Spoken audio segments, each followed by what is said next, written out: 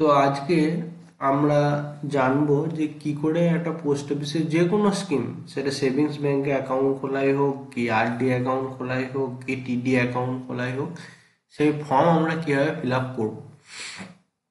সেটা 2024 সালের যেগুলো মোটামুটি ফর্ম, নিউ ফর্ম, সেগুলো আমি নিয়ে এসেছি। তো এখানে একজনের স্পেসিমেন কপি হিসেবে এই জিনিসটা দেখানো হচ্ছে।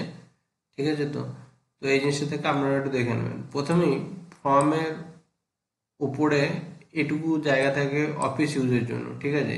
এই যে আমি দেখাচ্ছি, এই জায়গাটা থাকে অফিস ইউজের জন্য। সিপ আইডি আপনার প্রথমে হবে। ঠিক আছে? তো তো যদি আপনার সিপ আইডি বলতে কাস্টমার আইডেন্টিফিকেশন, তো বা কাস্টমার ইনফরমেশন ফাইল, তো শিপ যদি আপনার আগে করা থাকে, অর্থাৎ কি করে বুঝবেন, যদি পোস্ট অফিসে কোথাও আপনার বই থাকে কোনো পোস্ট অফিসে, তাহলে দেখবেন পোস্ট অফিসের বইটার প্রথম পাতাতেই দেখবেন শিপ আইডি, আপনার অ্যাকাউন্ট নাম্বার যে পাতাতে লেখা আছে সেখানে দেখবেন শিপ আইডি বলে একটা লেখা আছে। যদি সেটা লেখা থাকে তো এখানে শিপের ঘরে সেই নাম্বারটি বসিয়ে দেবেন। আর যদি আপনি পোস্ট অফিসে প্রথম কোনো অ্যাকাউন্ট খোলেন, সেটা সেভিংস হোক, আরডি হোক, টিডি হোক, যদি আপনার সিপ আইডি না থাকে বা আগে কোনো পোস্ট অফিসে বই করেননি, সেই ক্ষেত্রে সিপ আইডি বসানোর কোনো প্রয়োজন নেই। আপনি ফর্মটা প্রথমত শুরু করবেন এখান থেকে, টু দ্য পোস্ট মাস্টার। এবার কোন পোস্ট অফিস সেটার নাম লিখবেন। এখানে এনার পোস্ট অফিস হচ্ছে সর, তো এখানে সর পোস্ট অফিসের নাম লিখেছেন। পরে এখানে আপনার একটা পাসপোর্ট সাইজের ফটো আঠা দিয়ে চিঠিয়ে দেবেন। তো ফটোটায় যেন মুখটা ক্লিয়ারলি দেখা যায় সেটুকু আপনাকে খেয়াল রাখতে হবে। এরপরে ম্যাডাম অর স্যার, তারপরে আই অথবা উই।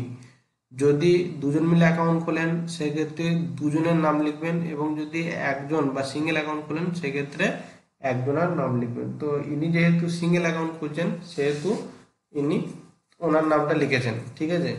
তো নামটা কিন্তু অ্যাজ পার আধার এবং প্যান কার্ড যে নাম থাকবে সেই নাম হতে হবে। ঠিক আছে? তো আমি এই লিখি, কিন্তু আধার কার্ডে আমার নাম আলাদা, সেরকম হলে হবে না। ঠিক আছে? আধার কার্ড প্যান কার্ড ম্যাচ করতে হবে আপনার নাম এবং আপনার ডেট অফ বার্থ।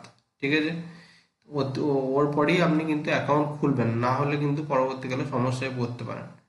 তো এখানে আই লেখার পরে উনি ওনার নামটা লিখেছেন। এরপরে উনি মহিলা সম্মান সেভিংস সার্টিফিকেট করতে চান। এগুলো যেহেতু একটু পুরোনো ফর্ম সেহেতু এখানে এমএসএসসি নেই, না হলে এখানে লেখা আছে সেভিংস খুলতে চান কি আরডি খুলতে চান কি আপনার টার্ম ডিপোজিট বা টিডি অ্যাকাউন্ট খুলতে চান, 1 বছরের, 2 বছরের, 5 বছরের জন্য। Senior citizen, PPF, Sukanya Samriddhi, যে কোনো অ্যাকাউন্টের ফর্ম কিন্তু এই একটাই। তো উনি এমএসএসসি খুলতে চান, ওই জন্য এখানে এমএসএসসি স্কিমটার নাম লিখেছেন। ঠিক আছে? এরপরে নেক্সট হচ্ছে যে অ্যাকাউন্ট কি করে খুলবেন, অর্থাৎ টাইপটা কি। এখানে সেলফ এবং সিঙ্গেল, উনি যেহেতু একাই অ্যাকাউন্ট খুলছেন সেহেতু সেলফ খুলছেন এবং সিঙ্গেল খুলছেন। যদি চেকবুক আপনি নিতে চান অ্যাকাউন্টের সঙ্গে তাহলে এখানে টিক করে দেবেন, যদিও চেক বইয়ের জন্য আলাদাভাবে আবার একবার ফর্ম ফিল আপ করতে হবে। নেক্সট যেটা আছে, এই যে কলমটি রয়েছে 1 নম্বরে, in case of account open in the name of minor or the person unsound mind, এটি একমাত্র সুকন্যা সমৃদ্ধির সময় ফিল আপ করা হয়। নেম অফ দ্য মাইনরে এখানে আপনার মেয়ের নাম লিখবেন।